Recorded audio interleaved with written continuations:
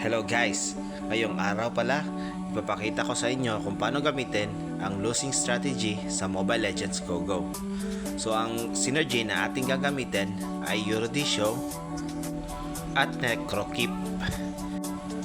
At ang commander na ating gagamitin din ay Moskov. Kaya, simulan na natin. Sa unang round, ang iyong titingnan ay kung ano ang kinakailangang alay sa ating commander. At ito ay ang Hellcourt. At dahil di pa natin nakukuha ang Hellcourt, mainam na iipunin lang natin ang mga 2 gold at 3 gold heroes para sa susunod na alay.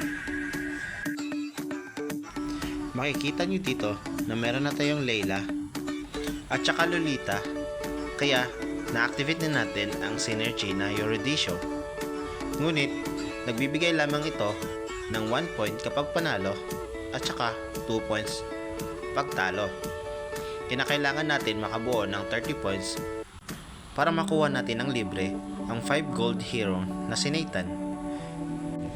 Mapapansin nyo dito, iniipon ko na ang mga 2 gold at 3 gold hero para sa susunod na alay sa ating commander. Dahil sa bawat alay mo sa ating commander, lumalaki din ang gold requirements nito. Isa pa sa advantage ng losing strategy ay nauna lagi tayo sa pagkuha ng ating mga reward. Halimbawa dito, nakuha natin ang Dominance Ice dahil tayo may pinakamababang HP. Pero kung merong Eurodisio sa pagpipilian, piliin mo yon para madali mo makompleto ang 6 na Eurodisio heroes at ma-activate mo ang Eurodisio na ability. Sa mga susunod na round, ay magpapatalo lang tayo ng magpapatalo hanggang sa lumaki yung ating Eurodisio points.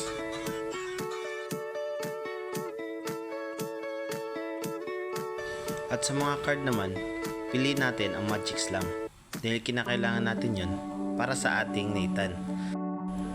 At dito, nakapag-alay na pala tayo ng 3. Isa na lang kailangan natin para ma-activate ang commander natin na si Moskov. At dahil nakuha na rin natin si Johnson, na-activate na natin ang 4 hero Eurodisio. Sa bawat panalo natin ay nagbibigay ito ng 2 points at sa bawat talo ay 5 points. At dahil nanalo tayo dito, binigyan tayo ng 2 points.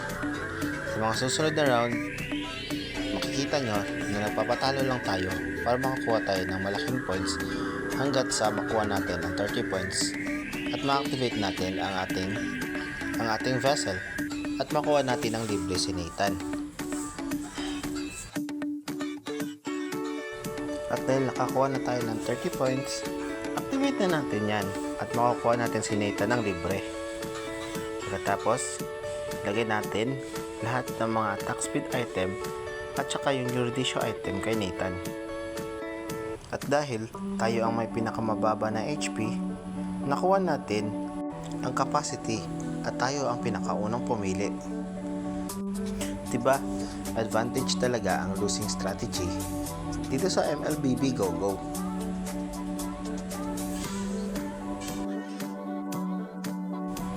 Dito sa mga susunod na round, kinukuha na lang natin lahat ng mga Eurodisio heroes at saka Gatekeep heroes para makompleto natin ang ating buong team.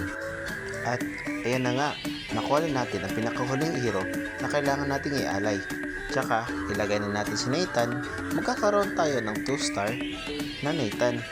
Napakalakas niyan, pwede niyang ububos na isang team. Sa mga card naman, refresh ka lang ng refresh hanggat sa makuha mo yung card na nagbibigay ng armor o regeneration sa ating commander. Ang kinuha ko dito ay ang Healing Fountain na nagbibigay ng 3 HP per round.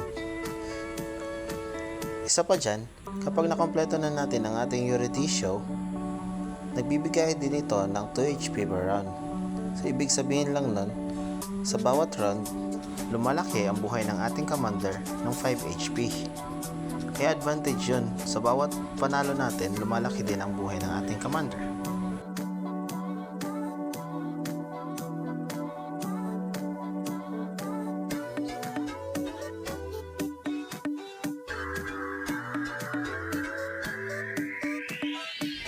mapapansin nyo dito, kahit hindi pa kompleto ang Gatekeep, Synergy, ay napakalakas na ng ating lineup.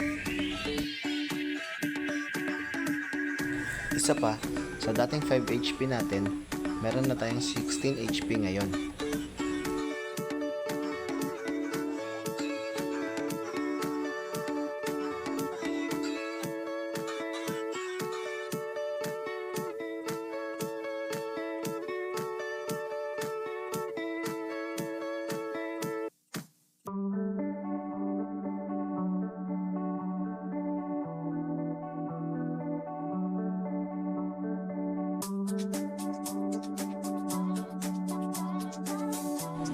Sayang, naka-mirror yung kalaban.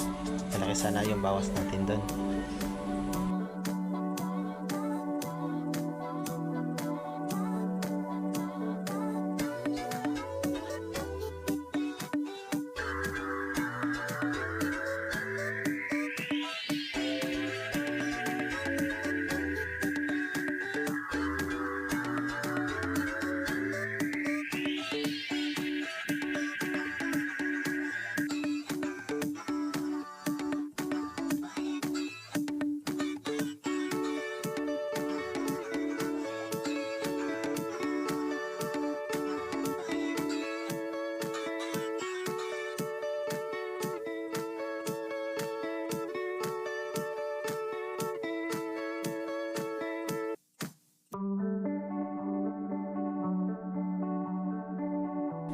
Sa mga susunod na round, diskarte nyo na yun kung paano nyo makompleto yung Gatekeep na Synergy. Dito, si Leomar na lang yung kailangan natin. Pag nakompleto natin yun, ay wala na makakapigil sa ating lineup. Tingnan nyo kung anong nangyayari. Lumalaki ang buhay natin, tapos nauubos yung mga kalaban.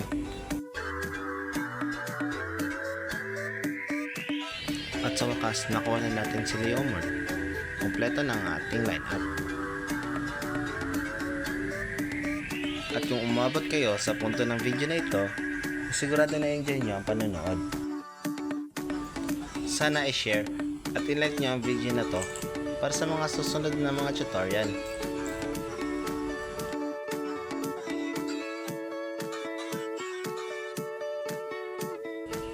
Sana nag-enjoy kayo sa panonood. Maraming salamat!